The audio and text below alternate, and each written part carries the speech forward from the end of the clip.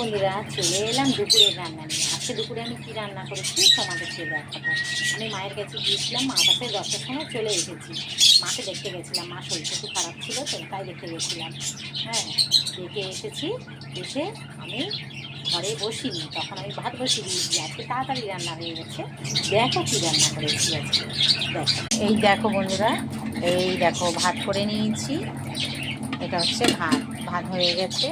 তারপর দেখো আমি কি করেছি।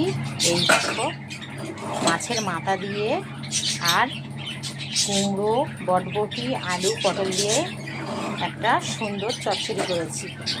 পেঁয়াজ আর রসুন ফোড়ন দিয়েছি, শুকনো লঙ্কা ফোড়ন দিয়েছি, দিয়ে একটা চচ্চড়ি বানিয়েছি। আর দেখো কি করেছি, এই দেখো পাতলা করে ডাল করেছি।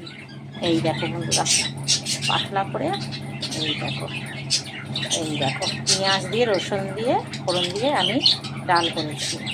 আর দেখাচ্ছি, এটা নিচু হয়ে গেল। আর দেখাচ্ছি, দেখো এটা হচ্ছে বটবটি আলু ভাজা করেছি।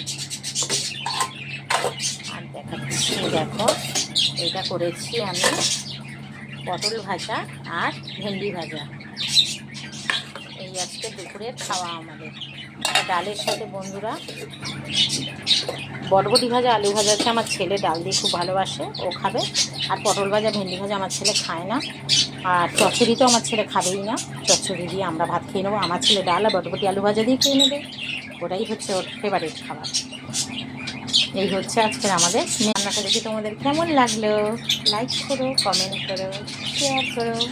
যদি তোমাদের ভালো লাগে আমাকে একটা সাবস্ক্রাইব করে দিও। টাটা।